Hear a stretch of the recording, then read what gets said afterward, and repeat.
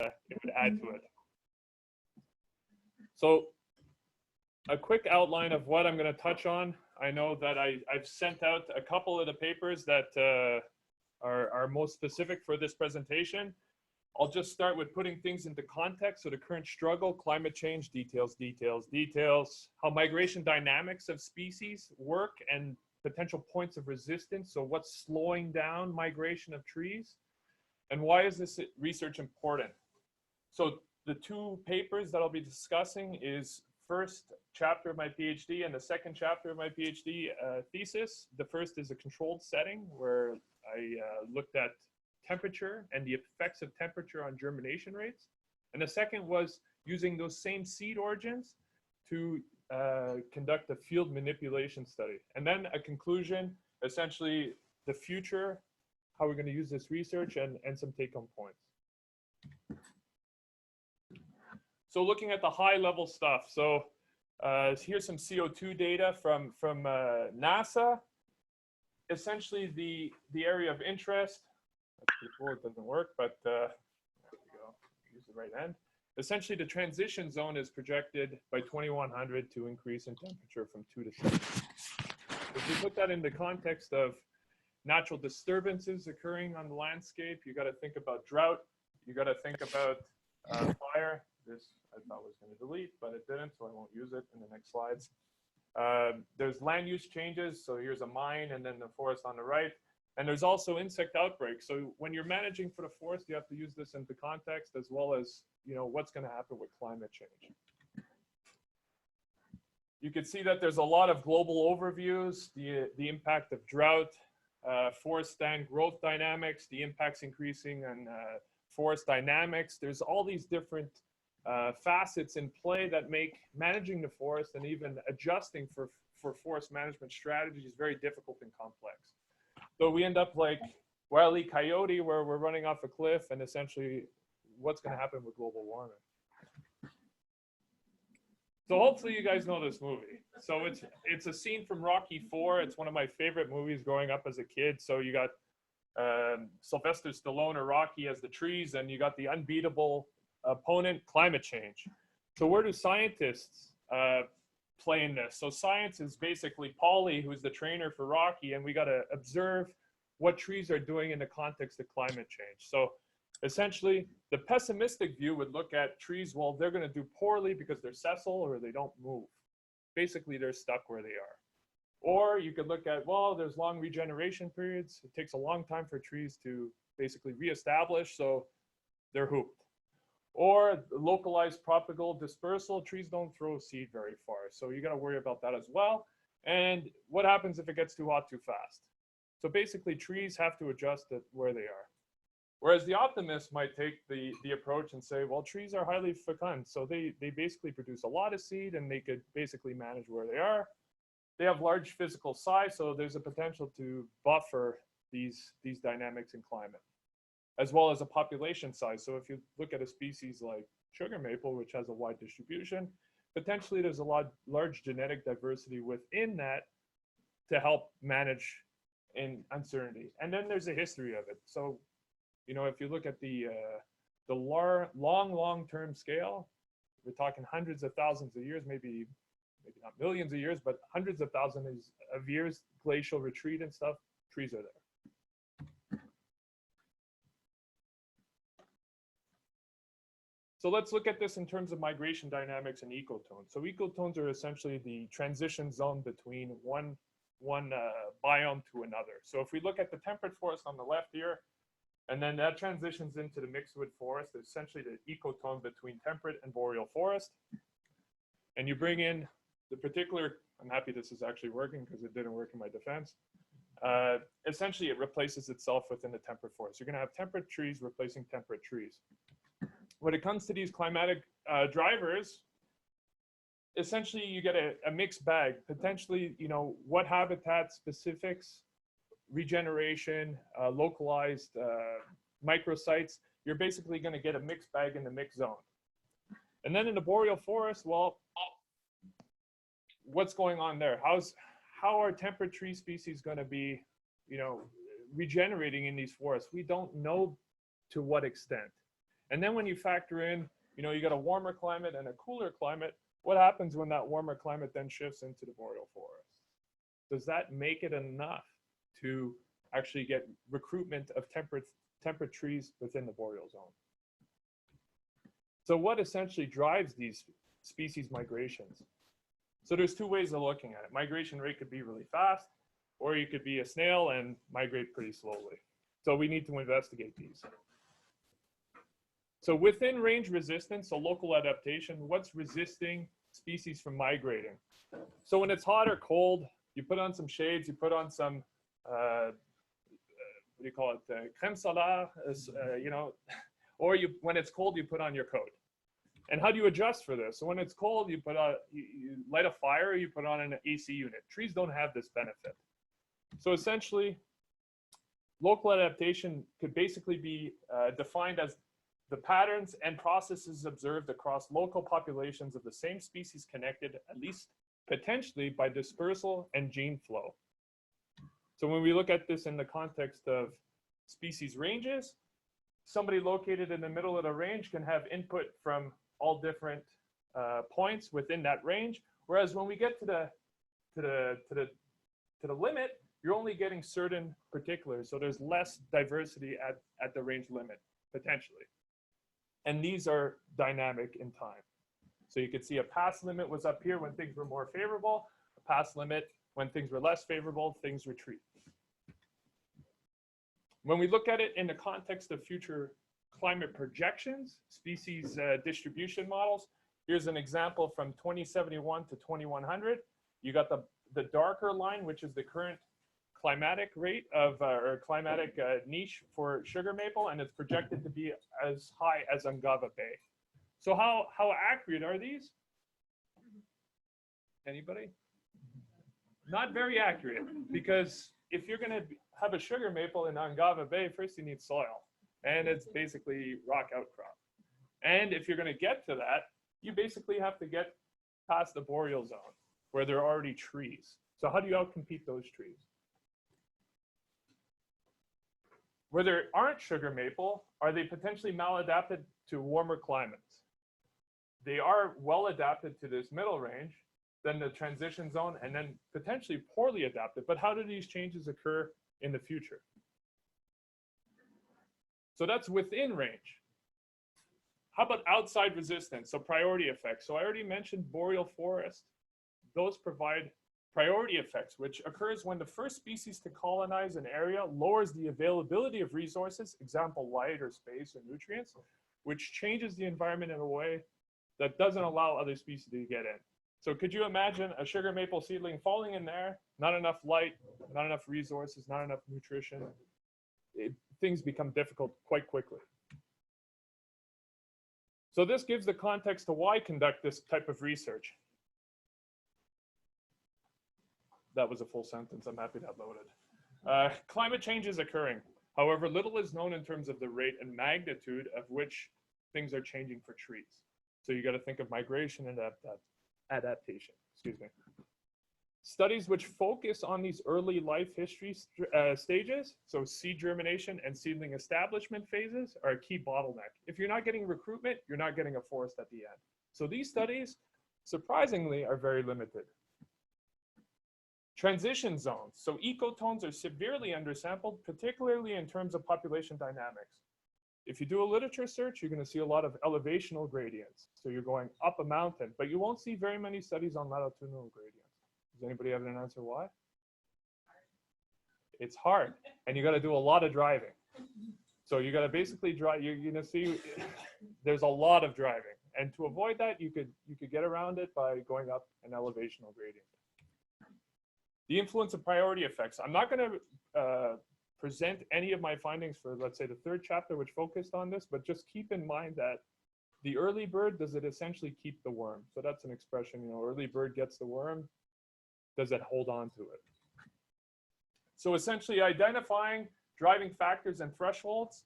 If we're able to do this, this will allow us to better manage the forest, or basically allow us to identify what that moving target is and plan accordingly.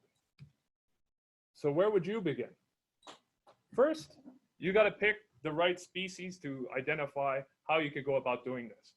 So here's one of the seedlings or the seed that I dispersed, and it miraculously germinated in the boreal forest. But this photo tells a lot more. You have some needles over here, you have some grass over there, you have, I'm not sure if it shows up well, but there's some decomposed wood over here. And there's about, I counted it on the plane last night, there's about 12 or 13 ungerminated seeds. So there's one, there's another one over there. This one's the lucky one. So you can see there's a lot of variability within. I think this is about, 12 centimeter, dispersal. So sugar maple, variability within a range. So basically it covers 12.5 million hectares. So it gives you a nice pool to work with. Second, it's sensitive to changes in climate, particularly recruitment. So there's an interest biologically. There's also an economic interest. So high value to end products, timbers and veneers. There's the social aspect, so visual bliss. We don't have this so much in the Abitibi region, but when you go further south, you get the nice colors of spring, or fall, excuse me, spring. I'm excited for spring, it's around the corner.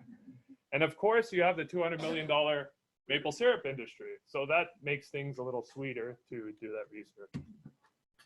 So the research itself. So the first study, assessing tree germination resilience to global warming, a manipulative experiment using sugar maple, was published in Seed Science Research. I learned a lot from submitting this paper to that journal. More so than this person learned, define germination is not to become a German citizen. So sugar maple seed. So just to give you some context in terms of the seed and the development, seed ripen essentially at the end of summer. They disperse in late fall, October to December, and then they remain dormant between essentially the entire winter and then germinate from March to May. The seeds remain morphologically mature but dormant embryos. To break this dormancy, these seeds require stratification. Essentially, that means cold and moist conditions. But what happens to those conditions if we warm with a projected 2 to 7 degrees? Think about climate warming. If this happens, what happens to these germination rates? So this led to as a good researcher should have, a good hypothesis. Seed origin affects the range of temperature for optimal germination due to local adaptation. First research objective was to identify the optimal incubation temperature across the species range and for each provenance, meaning location, and identify the influence of a warmer or cooling temperature shifts to simulate an earlier or later spring. So this is pretty novel in the sense that if you left the temperature, you're incubating a seed at, let's say, 3 degrees, what would happen if you shifted it to a warmer one during that process? And this is something that is projected to occur with climate change. Much shorter spring conditions, what's going to happen? So this was pretty novel. I think it was my research, but I'm partial, right? Identify the potential change. So using essentially a simulation to assess under future climate change scenarios. So what's happening now versus under a 2 or a 5 or a 7 degree warming. So essentially climate change for this projection. How do we go about this? Collecting seed as far as Tennessee, Kentucky, Pennsylvania, Sherbrooke, Montmagny, Rivière-du-Loup, and Ville-Marie. So basically collecting seed across the entire species range. 28,700 seeds divided up into 100 seed lots, like 100 seeds. So this gave a total of 287 treatments in total. We have 9 constant stratification treatments. So remember I said 30 to 90 days these seeds require it. So you have from each seed source, you have 100 seeds from, let's say, Rivière-du-Loup at 1 degree. Then you have another 100 at 0. Then you have another 100 at that. So automatically you have 900 seeds that are under these constant seed treatments.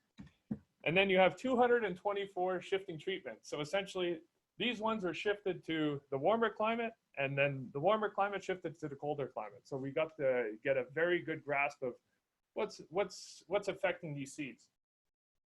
Every week for 90 days, I had to open them up, count the seeds, roll them back up, put them in. So it took a lot. And then we used the survival analysis or a time to event analysis, which allows you to basically decipher, you know, what is the likelihood or the probability of seeds germinating. So what's the results?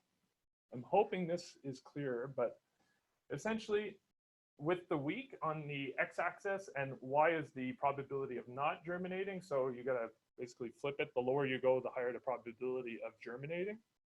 Essentially, there's a split between north and south if you look at the top here. So these are the northern or the southern ranges, and here's the northern ranges. And here's the temperature. So these are seed origin, and this is the temperature. Essentially, we found a 38% difference just by seed origin. Overall temperature is negated. So this is the whole kit and caboodle pretty much. So there's an effect by origin.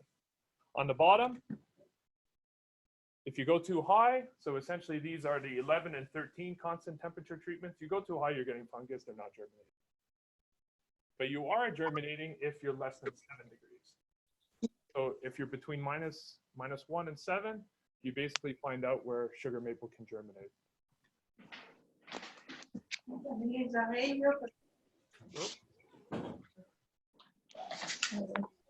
Au-dessus, c'est une conférence à Rouen qui se donne comme. Thought he knew the slide better than me. So here we have the seed origin. So here's the constant temperature treatment. So essentially the seed stayed at that temperature the entire time versus a warm shift, cool shift. Okay, so essentially what this tells us is that under warm or first cool shifting, if you shift seeds from a warmer to a cooler, you're actually getting an increase in germination. These seeds like cooler temperatures, and that's almost a fifth higher. Seeds actually germinated a week earlier as well. There's an increasingly beneficial aspect for this for northern seeds. So it's showing that there's an adaptation for these cooler climates. It's much higher at the north, and you can see that highlighted here.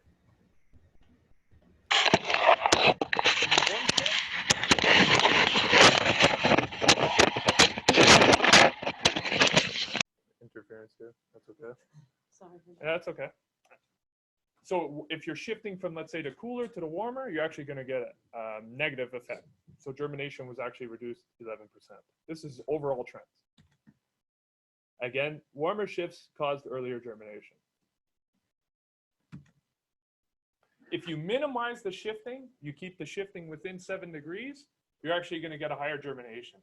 Versus if you get it higher than 7 degrees, you're only at 34%. So put this into context of climate change. If you're going to have a really warm spring, you're going to get a reduction in germination.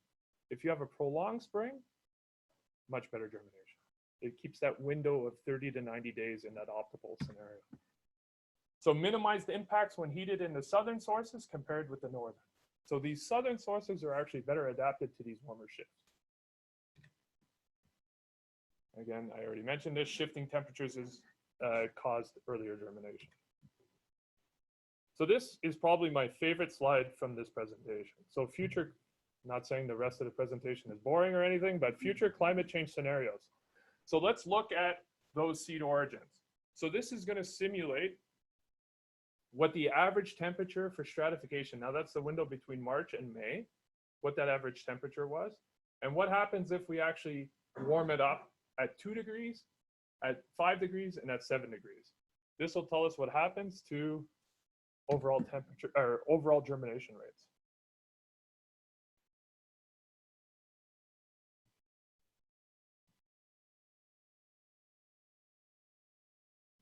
I think that's all of them. So essentially you're going to see in that middle range, you're starting to get to the basically the edge of what's acceptable for those seeds in those ranges.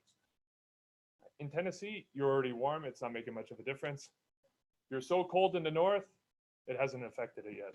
What happens if you warm it up 5 degrees?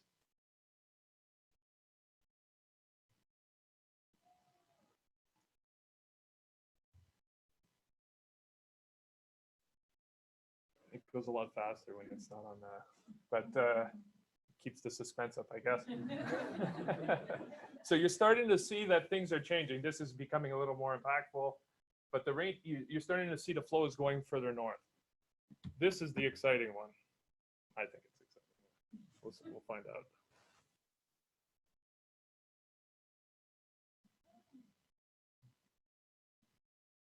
So if you're in this eco zone, you're seeing 3/4 of a drop at +7. Now this is just the average. This is average across. Now if you could get higher or you could get lower. But what this illustrates here is things are already pretty crappy in the south. But, you know, they can't get much worse, but they can get a lot worse where most of the trees are. So this was an interesting slide as well. This is mean temperature from 1901 to 2010 in the spring from March to May. And you could see these are the northern ranges. This is Pennsylvania, so basically in the middle. And this is the southern ranges, so Tennessee and Kentucky. You can see that there's variability, but essentially it's basically the same. But when you get into those northern ones, this actually reiterates what's happening. You go further north, the variability is going up. You're seeing much more warming in the northern latitudes than you are in the central latitudes. So this is alarming. This can be very alarming. So in summary for this study, so it's true that seed origin is affected by temperature for the optimal germination. It might be hard to see, but that's a roller coaster basically happening at 7 degrees. Once you get past that optimal temperature of -1 to 7 degrees, things fall off regardless. You need that temperature to be within 7 degrees. Next, best is around freezing. I was actually surprised to find that you can have significantly high germination rates below freezing. So seeds are germinating under the pack of snow. Northern seed provenances are currently the best for germination, but how long is that going to stay? Southern seed provenances are better adapted to warmer shifts. Northern seed provenances are better adapted to cooler shifts, so you can see that local adaptation. And climate warming will significantly influence germination of sugar maple seed, which could slow recruitment and ultimately the migration under climate change. But this is in a lab. So what's going to happen if we go into the field? And this could be mediated, obviously, by some moisture regime to some extent. So you could buffer it some. But like I said, what's happening in the field? What actually is occurring to some extent? So this is a paper that recently got published towards the end of last year, local adaptation of trees at the range margin and how it impacts range shifts in the face of climate change. So the hypothesis was demography at the range limits will be constrained by the local adaptation to the abiotic and biotic environments within the range. So what's occurring within the range will actually limit you from being able to migrate into the boreal. So our predictions for this study were southern seed provenances, or the origins, will be most maladapted to environmental conditions occurring beyond the current northern range. So furthest proximity from the origin. So it was expected that the seeds from Tennessee and Kentucky would do the poorest outside the current range. So basically a provenance or maternal effect. Early seedling establishment will be best within sites which meet the species-specific climate requirements needed to ensure germination. Essentially, does it match that 0 to 7 degrees or -1 to 7 or 5 degrees? So a climate effect, essentially temperature effect. And then once those seedlings established, local conditions resembling what's actually occurring within the range would actually favor higher seedling survival rates. So is there a microsite or neighborhood effect to those survival rates?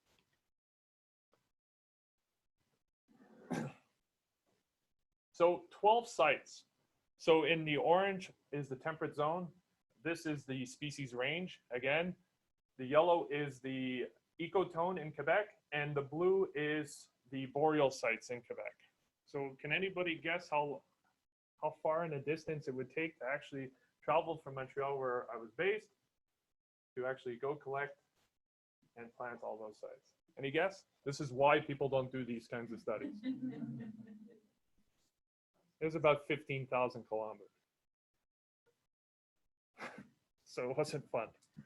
Well, it was fun, but you know, you got to see a lot of Quebec, which is obviously beautiful. So obviously three forest types, 12 sites, 4 within the temperate zone where sugar maple is, 4 within the mixed wood transition zone, and then 4 within the boreal zone, and then the 6 seed provenances, and then 3 replicates. So this is a cage that I got my dad to help me build. There's 216 cages. So basically these are protecting the seedlings from getting, eaten by granivores, so squirrels coming in and basically taking your study away from you. So I wanted to make sure that that didn't happen. Took a lot of effort, but it was worth it. So this number beats the previous number. So there's 32,400 seeds. So 150 seeds within each plot. I put that picture that was, I think, at Paris. It was -19, but the real feel, or with humidity, I think it was -42. So we had to go put these cages in there, dump some seeds. So it was a lot of fun. So I'm encouraging you to do some research like this. It was a lot of fun. We also put data loggers. So we were able to identify exactly when snow melts. There's light indicators or a light measurement sensor on there, and there's also temperature. So we were able to actually identify if that temperature requirements were met at each site. And this is what those loggers actually provide you. So the dates on the x-axis and temperatures on the y. You can see that it's pretty flat until you hit about the end of April. And then the temperature increases, and then you have light. So you can actually identify when snow melts and then when the seeds are actually exposed to ambient temperature. And you might ask, why is that flat? It's because you got about 2 feet of snow in some sites. Most of all the sites had snow, but that varied to the degree. Results. So first the macro scale. So stand, so the different biomes, so boreal, mixed, and temperate, and then the provenance effect. So there's a lot of numbers here, so we'll break it down. First, we'll look at this. So boreal, first year, seed germination. So essentially, was there a seedling there? Out of all those seeds in the boreal zone, you got 5% that actually germinated, and there was actually a seedling there. The second year, there was only 1.5%, and then the survival rate is only 11%. So you go back the second year, you see if those seedlings are still there, you're not doing very well. It progressively gets better in the temperate, but what's interesting is these survival rates are all comparable statistically. So it's telling you that within the range that there's factors that are influencing survival rate. Lots of leaves come down. The seedlings, are they strong enough to survive even within their own climate? Versus boreal forest, different ballgame. If we look at first year seedling counts, so this is the number of counts per seedling plot, so each one of those meters squared. These are, first, the ones with B are the boreal, M with mixed wood, temperate. You can see that the first year seedling counts, there's lots of variability here, but essentially, you're basically getting the same impact in the mixed wood as you are in the boreal. Temperate's a little higher because they're much more favorable conditions. This is second year seedling count, and only seed origin was important here. So you can see latitudinal gradient. If you start in the furthest north to the furthest south, you're getting a transition. Yeah, these are high variance. We're doing a lot of different sites, but there is a transition for northern range being much better at establishing in the boreal. So that's reassuring. Keep in mind, compare this to what we found in the lab. You basically have to flip this. This is the southern and that's the northern. It shows the same transition. So things that are happening in the lab are being reiterated in the field. So here's one of those plots after the second year. You could see that this was by luck. I had no idea that the seedling would actually be able to push right through, but it's possible, so it's great. So these worked excellent. They're not copywritten or anything. You could actually build them yourselves and take the credibility for that. So I could help you with that if you'd like. So how do we actually analyze things that are happening at the micro scale? So we basically take all these variables we collected. So soil pH, I'm not going to go through the list, but there's climate variables. There's plot level variables. We took the percentage of cover within each plot. And then we also took provenance effects. So we looked at mean annual temperature for those, as well as number of degree days, or not number of degree days, but number of frost-free days, a whole whack. And you throw them in something called an MRT, or a multivariate regression tree analysis, which basically tells you where your data basically splits up. I won't get into details. If you'd like to know more, I could fill you in on how to do that. Essentially, it punches out something like this. So this is We did that for each biome. So one for the boreal, one for the mixed wood, one for the temperate. This is for the mixed wood, so it gives you the variability within each. The most important factor is stratification days. So do you have enough days that match the 0 to, I think it's -1 to 7? Or if you have too many, that means that it's staying too cold too long. So if you're over 75 stratification days, you're starting to get into poor germination rate. So if you compare 2% to 13%. And you could split that down to seed weight. If you have a smaller seed, unlikely to germinate. Larger seed, it goes up from 4.6 to 1, and you can see how it's broken down. Softwood was important, soil pH was important, and leaf cover was important. More leaves, better site, 14% versus 10, 33% survival versus 6.6% survival. So you can see which factors are important within the mixed wood forest. It's a mosaic, remember. So mixed wood transition, you're having temperate, you're having boreal. If you have more temperate factors, you're going to have more temperate recruitment. Seed specific, so provenance. This was a slide that I put together real quick, but essentially this is the end of frost-free period. It's cut off by the recording thing, but essentially the shorter the frost-free period, the warmer it gets earlier, the better weight for a seed you're going to have, higher recruitment. And here is basically the mean seed lot weight. So 150 seeds, what's the average weight? You could see that outside of Kentucky and the southern rate, Tennessee, basically at the northern rate, there's not much variance. Yes, they're statistically different, but they're basically in the same ballpark. So you could tell that the seed currently that's available for sugar maple, the best locations are in the north. So in summary, demography is constrained by local adaptation to these abiotic and biotic environments occurring within the range. Yes, there is poor recruitment from the southern provinces, but comparable survival. So if you're able to establish, you're basically on the right path. So obviously, if you're not going to match those species-specific thresholds, you're not going to germinate. You're not going to survive. Upon seedling establishment, as I showed in the MRT analysis, local microsite conditions more closely resembling where you come from, you're more likely to do better.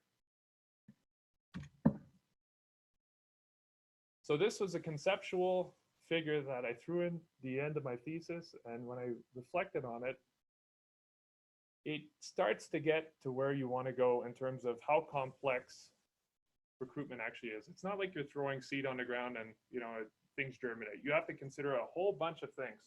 So it's going to be hard to see, but there's a little star by the things that I actually considered in my study. You got microsite, seed stratification, you have seed dispersal, seed development, but you miss a lot of other things that could potentially be in play here. Phenology, when a bud breaks, when the seed actually produces, pollination, seed predation, I blocked. So you could imagine 11% germination, 11% survival, but that could essentially be 0 if you got a bunch of squirrels coming through. So you got to keep this in mind. Herbivory, just because the seed was there, it germinated 2 years from now, there could be something that eat it. So essentially parent tree to seed, there's all these factors. Seed to seedling, there's a bunch of factors that basically take out a bunch of numbers. Seedling to sapling, then you got growth and competition, and you got to worry about all these other factors. Things get crazy and you want to basically let the forest do what it wants, right? And then you got adaptation and priority effects you got to consider as well. Very complex stuff. So when you break it down, it's not actually just seed. So I showed in the first couple of slides what's happening with migration dynamics. Just throw some seed, trees come up. But essentially, it's this figure. You got to worry about all these things. And oops, there's actually a transition. It's supposed to be nicer. There's all these things you got to take into consideration, and these thresholds you got to not worry about, but you got to be conscious of. So there's a lot of things in play, which make it difficult to extrapolate in the grander scheme.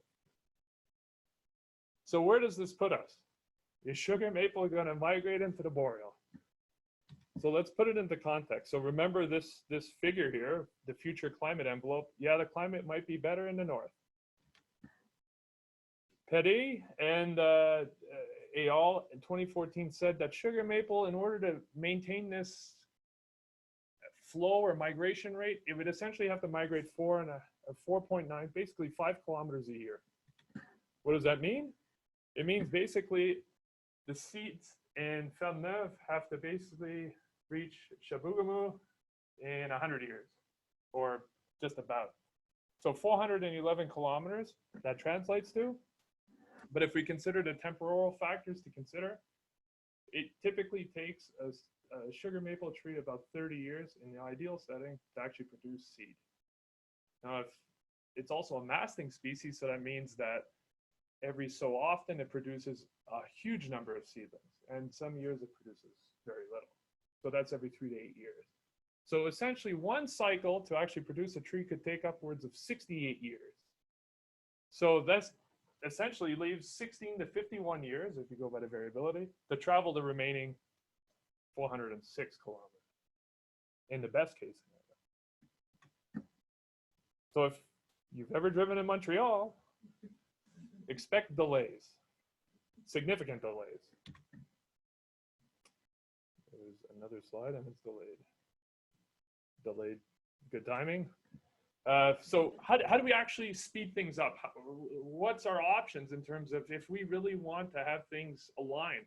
You know, you could use assisted migration where you actually take the seed and you go, or you plant the seedling to avoid the seedling establishment phase and all that, and go plant the species where they need to be.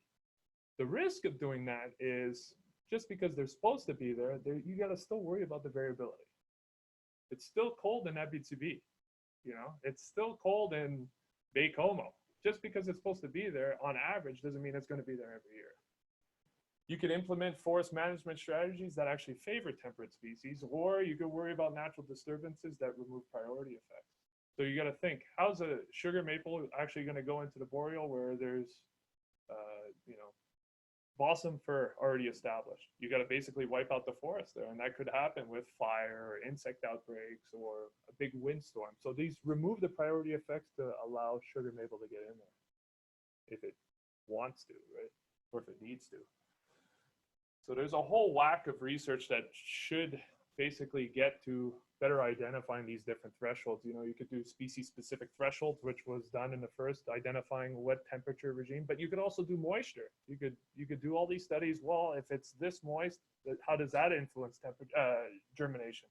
You could do transplant studies, isolation studies for potential future scenarios, assess the variability. I only did 12 sites. You could probably do 50 if you had enough gas in your truck.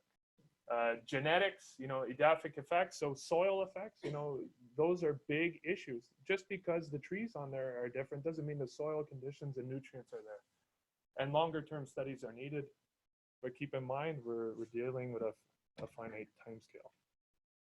So take home messages. Species ranges are dynamic and changing all the time.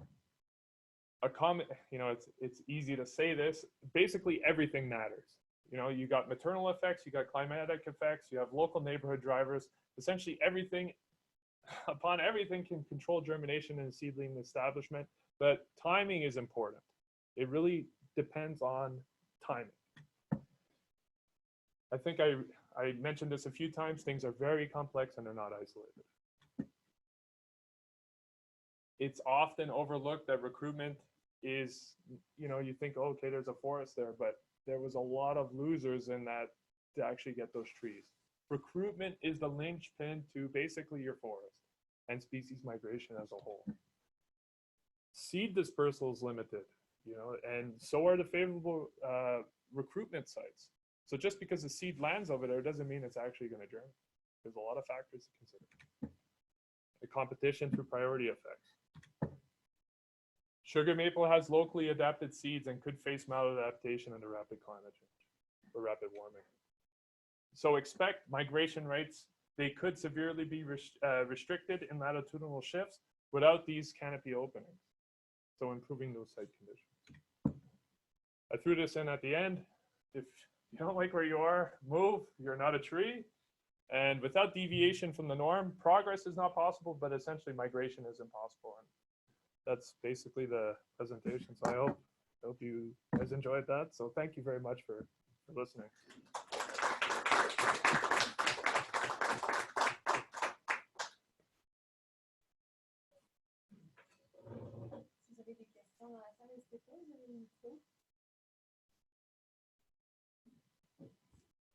Merci pour la présentation.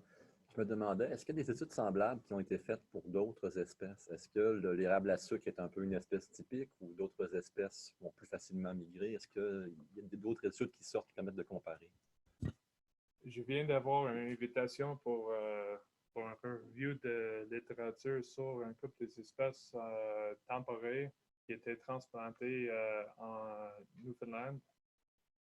Il y a beaucoup des autres espèces, mais il y a d'autres facteurs en termes de germination. Donc, il y a 2 ou 3 papiers que je peux dire, oui, il a fait un semblant de recherche que ça, mais c'est des autres facteurs que température en termes de stratification. Mais donc, tu t'attends que si on se pose les mêmes questions pour d'autres espèces, la réponse peut être totalement différente. Exact. Donc, si tu fais ça sur sapin et baumière, ça va être... peut-être tu veux faire l'inverse. Tu plantes sapin dans le sud pour voir comment ça va réagir en termes de changement climatique dans le nord. Ça, c'est pas une chose que, avant de faire cette recherche, ça pourrait être bien clairvoyant, en termes de ça va être quoi dans 50 ans? On peut le faire tout de suite. Vous avez une question? Oui. Ben, pour que l'érable à sucre puisse aller un peu plus vers le nord, il faut que les conditions soient favorables, oui. Mais aussi il faut que l'espèce puisse y trouver de la place. Est-ce que pensez-vous que, par exemple, un peu plus au nord, les espèces qui s'y trouvent, par exemple les épinards, etc., ne vont pas développer des résiliences, des stratégies de résilience pour mieux s'adapter au changement climatique et que ça pourrait peut-être freiner à l'avancée de l'érable à sucre? J'espère pour les binettes, ils vont être capables d'adapter au changement climatique. Mais je pense que c'est les binettes blancs que son threshold de température, je pense, en l'été, c'est après 7 ou 8 degrés, je pense, ça commence à baisser. Donc, c'est vraiment... Ils aiment ça le froid. C'est pour ça qu'ils sont là.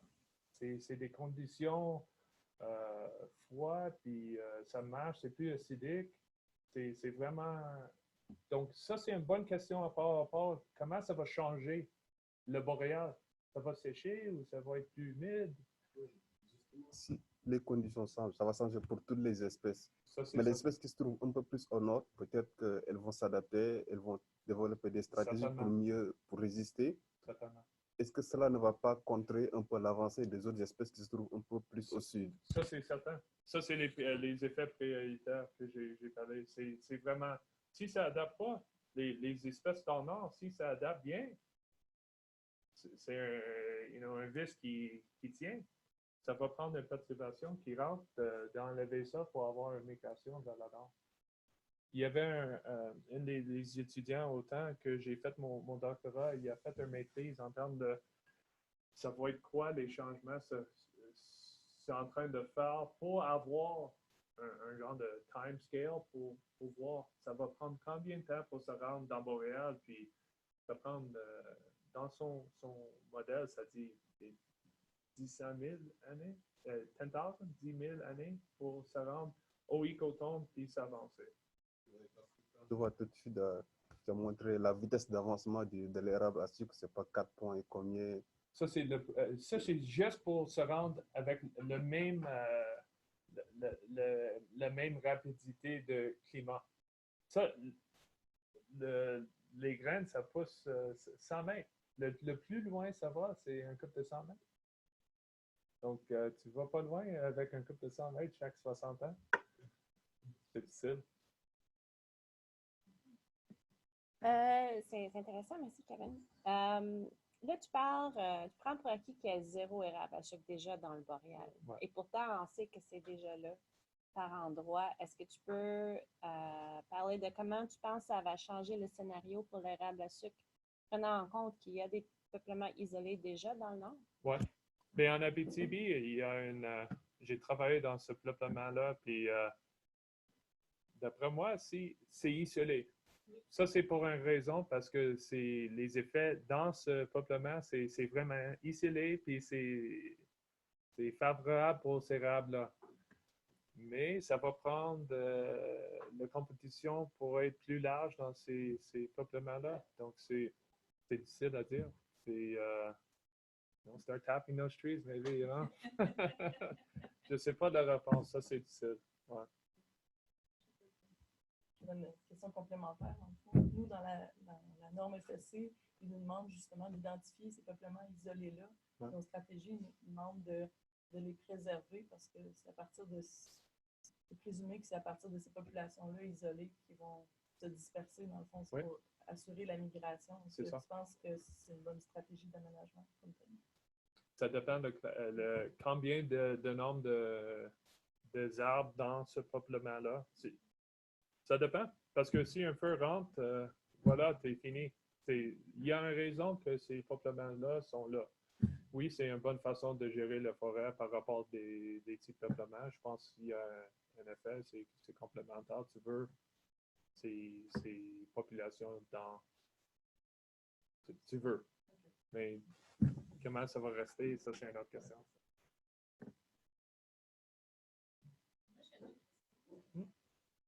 Basé sur tes recherches, est-ce que tu penses que la distribution courante de l'érable et sucre est une bonne réflexion de son vrai enveloppe climatique?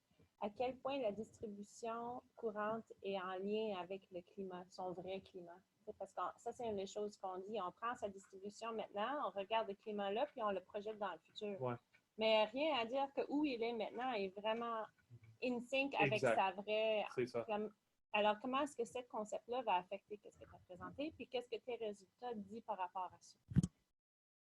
C'est une bonne indication parce que vraiment, il y a bien plus d'espace dans l'aire de répétition, distribution. Il y a des places que le fait de species spécifique pour le moins 1 à 5 degrés, ça existe que le rabbit sucre n'est pas là. Ça, c'est certain. Donc, il y a des autres effets de compétition avec les autres espèces. Peut-être dans le nord, ne sont pas là. Donc, c'est vraiment la compétition des effets environnementaux qui ça change, ça dépend exactement le spot que tu fais la recherche. Parce que vraiment, la variabilité dans les 4 sites que j'ai faits, tu en as des error bars, des variances sont grands. Donc, tu sais, chaque année, ça va changer. Chaque espèce, ça va changer. Donc, c'est vraiment complexe. La nature, c'est quelque chose de vraiment spécial. Ouais. I didn't really answer your question, I don't think. J'ai une question en ligne. Alors, c'est Elodie Betembo qui nous demande, les prédictions ont-elles été obtenues grâce à d'autres études? Sinon, quel outil avez-vous utilisé pour les faire? Merci. La prédiction de... je pense que c'est la prédiction pour... ça va être le...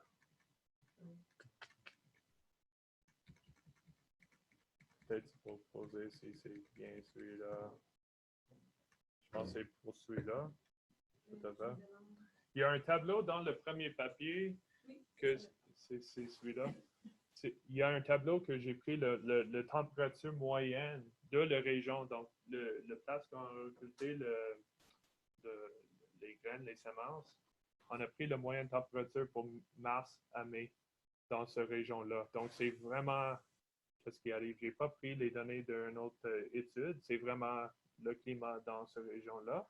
Puis, j'ai fait un ajustement. J'ai ajouté 2 degrés là-dessus. Puis, comment ça a changé en termes de cette dispo-là. Donc, si tu es déjà à 5.6, si tu vas à 7.6, tu es où dans le figure? Donc, ça m'a donné genre une prédiction pour la température à des hauts niveaux. Je pense à répondre à l'autre question. J'espère que c'est correct, ça. Ah. Merci.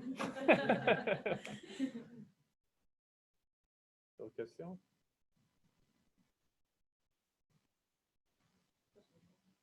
Je me pose la question, au Québec, on a quand même un grand réseau de placettes permanentes. Ouais. Mettons, je ne sais pas si ça aurait pu être je sais pas, une méthodologie comparative d'analyser qu'est-ce qu'il y a comme recrutement Exact. et comment que ça se disperse géographiquement, dans le fond. Est-ce que ça aurait pu être une approche? C'est bien une approche. Je pense bien il y a beaucoup d'études dans le labo de Dominique Gavel. On utilise les placettes permanentes de ministère pour faire des prédictions pour le futur.